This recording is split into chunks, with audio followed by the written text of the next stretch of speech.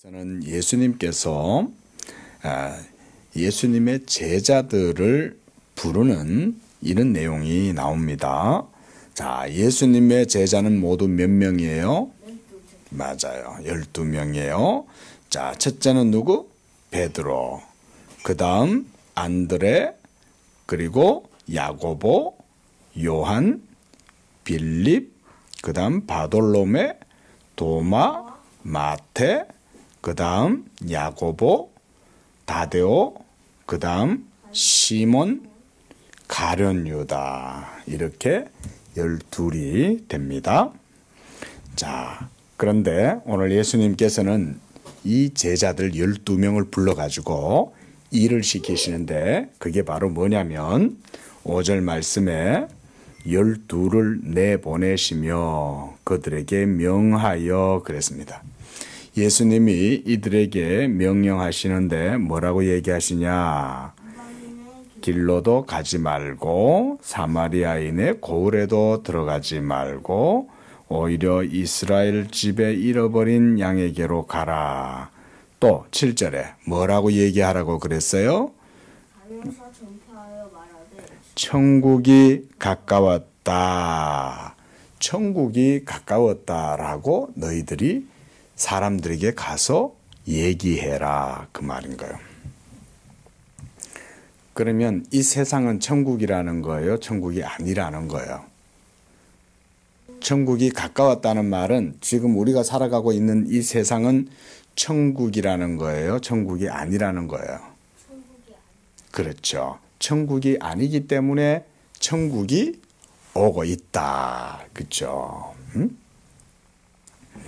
천국은 눈에 보일까요? 보이지 않을까요? 천국은 눈에 보이지 않습니다. 그럼에도 불구하고 천국은 실제로 있는 거예요. 미국이란 나라를 건우는 가봤죠? 그렇죠? 그러면 중국에 가봤어요? 안 가봤어요? 중국이란 나라가 있어요? 없어요? 있죠. 그렇죠? 어떻게 안 가보고 어떻게 알아? 지도에 있으니까요. 지도예요. 그래.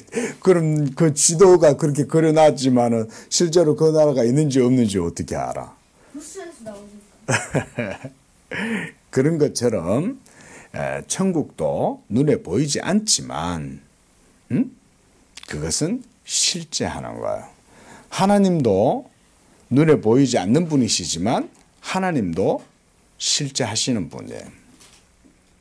그리고 이 모든 세계가 우리 눈에 보이고 실제하는 것보다 사실은 하나님 그분 자신의 실제성이 훨씬 더 크고 훨씬 더 사실은 더 분명해요. 근데 우리는 눈에 보이는 것들만 보고 눈에 보이는 것으로 그것으로 경험하고 그것으로 만지고 이렇게 하니까 있다고 생각하지만 사실은 우리가 보지 않고 만지지 않고 그래도 보이지 아니하시는 하나님이 사실은 훨씬 더 그분의 존재라 그래요. 하나님의 존재는 훨씬 더 크고 실제적이다. 한번 따라해 볼까요? 하나님의 존재는 훨씬 실제적이고 분명하다. 우리 건우 눈에 잘 안 보이고 건우가 하나님을 그래서 생각도 안 하고 그럴 수 있겠지만 사실은 건우의 생각과 달리 하나님은 실제로 계시고 존재하셔요. 무엇보다 천국이 가까웠다. 보이지 아니하는 이 하나님의 나라, 천국이란 말은 Kingdom of God, 하나님의 나라라고 해요. 하나님의 왕국. 그 나라에서 왕은 누굴까요? 그렇죠. 하나님이 왕이에요. 하나님이 왕이시기 때문에 하나님이 다스리고 하나님이 통치하시는 그 나라가 이 세상 가운데 이루어지게 될 때 이 세상의 나라와 하나님의 나라는 서로 자석처럼 착 달라붙을까요? 아니면 반대극처럼 서로 밀어낼까요? 어떨 것 같아요, 건우? 그렇죠. 세상은 하나님을 알지 못하고 하나님을 무엇보다 믿지 않고 하나님의 말씀을 거절하고 하나님을 거부하고 하나님을 싫어하는 게 세상 나라의 특징이에요. 그러다 보니까 하나님이 왕이신 하나님의 나라를 이 세상의 나라가 받아들이기가 어려운 거예요. 하지만 예수님은 오늘 제자들에게 이제 사람들한테 나아가서 세상에 나아가서 뭘 하라는 거예요? 천국이 가까웠다. 그 말을 제자들에게 하라고 명령을 하시는 거예요. 그래서 제자들이 나가서 하나님의 나라가 가까웠습니다. 하나님이 다스리는 하나님의 나라가 있습니다. 이제 그 나라가 이 세상 가운데 임하게 될 것입니다. 회개하십시오. 하나님을 믿으십시오. 이렇게 말을 하니까 어떤 일이 벌어졌냐면 8절에 병든 자를 고치고 죽은 자를 살리고 나병 환자가 깨끗하게 되고 귀신이 쫓겨나고 이렇게 되는 일들이 벌어지는 거예요. 이게 바로 하나님의 나라가 하나님의 통치하시는 그 나라가 이루어지니까 바로 이런 일들이 세상 나라 가운데 일어나게 된 거예요. 이건 하나님의 나라가 실제한다는 말이에요. 실제하지 않는다는 말이에요. 그렇죠. 그럼에도 불구하고 하나님의 나라는 보여요? 안 보여요? 보이지 않죠. 하지만 보이지 않지만 강력한 이 영의 나라가 이 세상 가운데 나타나니까 온갖 놀라운 능력이 나타나기 시작하는 거예요.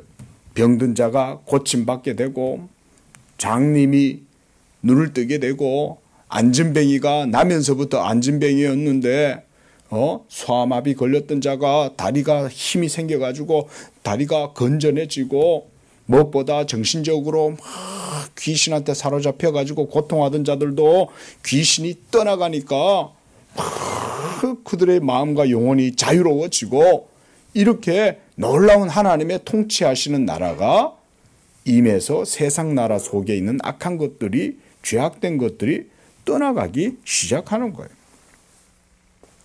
자, 그러면서 예수님께서 바로 이렇게 그들에게 권세를 주시는 거예요. 이 바로 예수 믿는 사람들에게 주시는 천국의 권세 따라합니다. 천국의 권세. 이건 누구한테 주시는 거예요? 예수님을 믿는 사람들에게. 오늘날 예수 믿는 우리 건우에게도 하나님이 보이지 않는 것 같아도 건우가 예수님을 믿으면 이런 권세를 주시는 줄로 믿으세요? 아멘.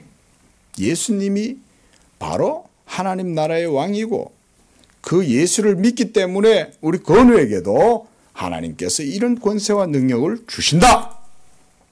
이걸 믿어야 되는 거예요. 보이지 않는다고 애게 그런 게 어디 있어? 이러면 안 되는 거예요.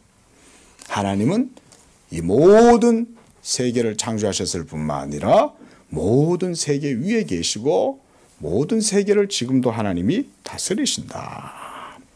그래서 이제 9절부터는 금이나 은이나 동, 한마디로 물질적인 것, 돈, 오늘날로 말하면 돈이에요. 돈. 옛날에는 오늘날과 같은 이런 화폐가 없고 금으로 동전을 만들거나 그거보다 더 작은 것들은 은으로 동전을 만들거나 또는 구리로 동전을 만들거나 화폐가 옛날에는 이런 것으로 만들어졌어요. 그래서 너희가 이런 돈을 가지고 가지 말아요. 하나님의 복음을 전하기 때문에 복음은 돈으로 전하는 게 아니라 그런 돈이 많아야 하나님의 복음이 전해지고 천국이 이루어지는 것이 아니야. 이거를 예수님이 보여주시는 거예요.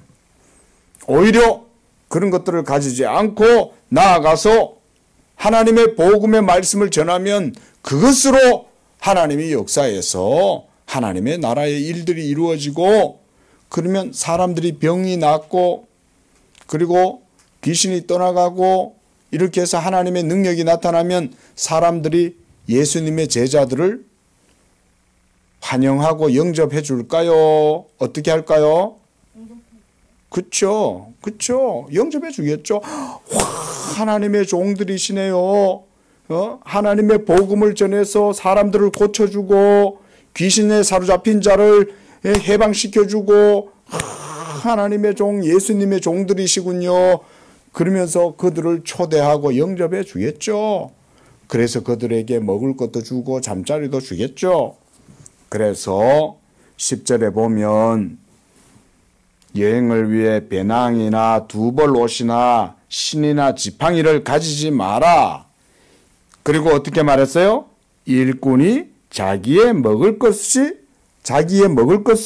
받는 것이 마땅하다. 마땅하다는 말은 당연하다 그 말인 거예요.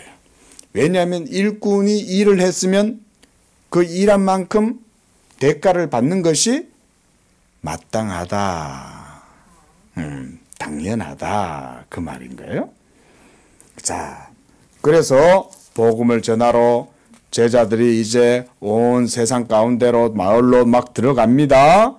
그러면서 들어가면서 복음을 전하는 거예요. 그런데 12절에 보니까 어떤 사람들은 어떤 집에 가서 복음을 전했는데 어떤 사람들은 복음을 또한 받아들이지를 않는 거예요. 왜냐하면 이들은 세상에 속해 있고 하나님의 나라를 영접하지 않는 거예요. 하나님의 나라가 임할 때 더 큰 나라가 오면 작은 나라는 어떻게 해야 되겠어요? 더 큰 나라 앞에 까불면 되겠어요? 그렇죠? 대들면 되겠어요? 안 되겠죠. 그 큰 나라가 오면 그 큰 나라 앞에 살려면 어떻게 해야 돼? 항복하고 문도 열어주고 환영해야 되겠죠. 아이고 장군님 오셨습니까? 아주 거대한 나라에 군대 장관이 오셨네요. 이러면서 영접해주고 기분도 좋게 해주고 그렇게 해야 되겠죠. 그런데 오히려 대들고 너희들 우리나라가 작다고 우습게 여기냐? 응?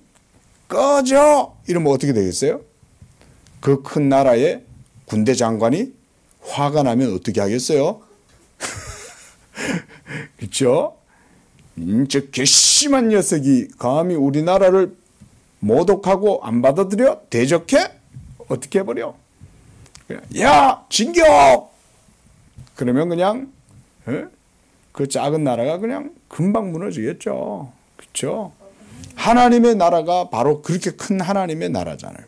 하나님이 통치하시고 하나님이 군대 장관인 그런 나라잖아요. 그런데 그 복음이 전해질 때 이 복음을 영접하지 않는 사람들은 어떻게 하냐? 14절에 누구든지 너희를 영접하지도 아니하고 너희 말을 복음을 듣지도 아니하거든 그 집이나 성에서 나가 뭐라고 하셨어요?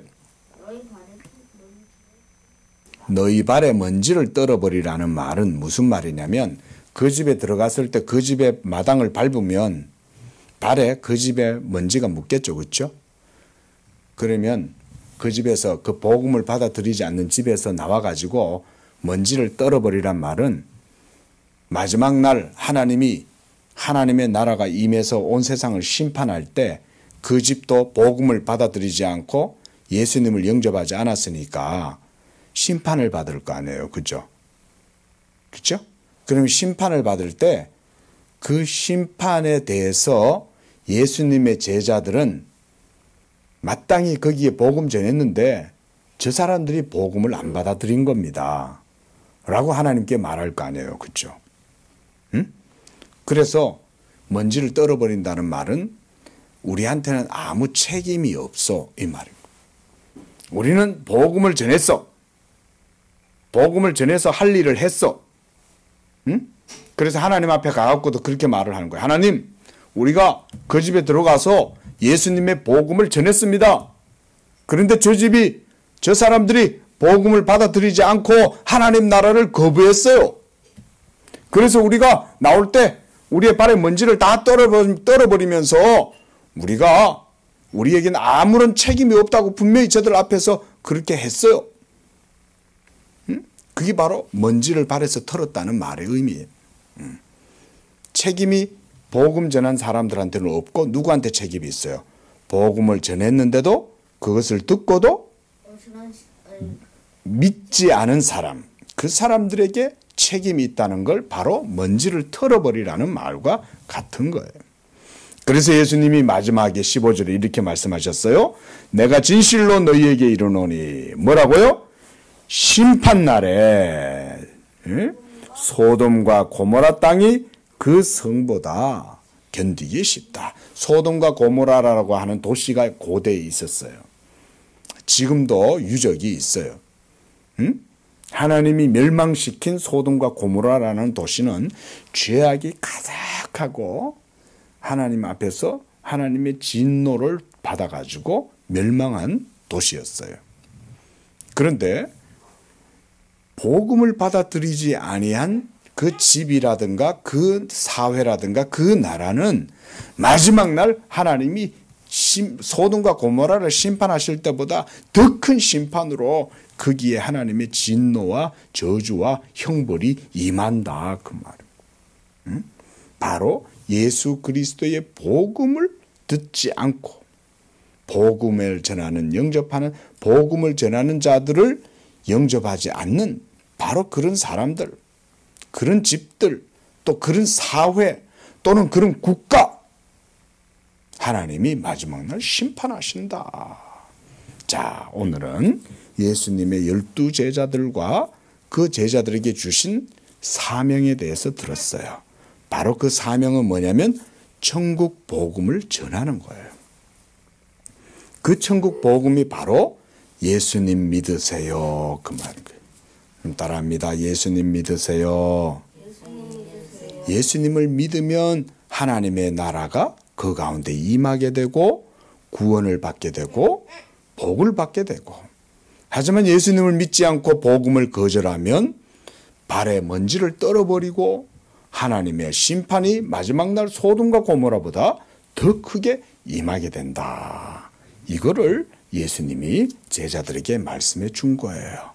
이건 오늘날도 우리 건우에게도 하나님이 주시는 사명이고 이 땅에서 예수 믿는 모든 하나님의 백성들에게도 동일하게 주는 사명입니다. 기도하겠습니다.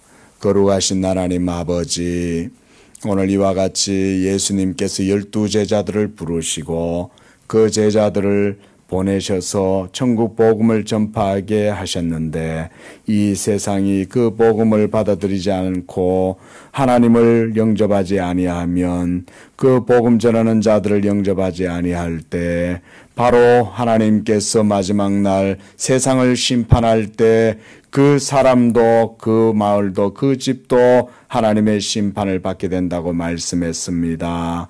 이와 같이 우리 건우가 이 세상에서 살아갈 때 하나님의 제자로 이 땅에서 예수의 복음을 전할 수 있도록 도와주시고 하나님께서 우리 건우와 함께 하셔서 이 복음 전하는 삶을 살아갈 때 하나님 영광 나타나고 하나님 나라가 이루어지게 하여 주시옵소서. 예수님의 이름으로 기도합니다. 아멘.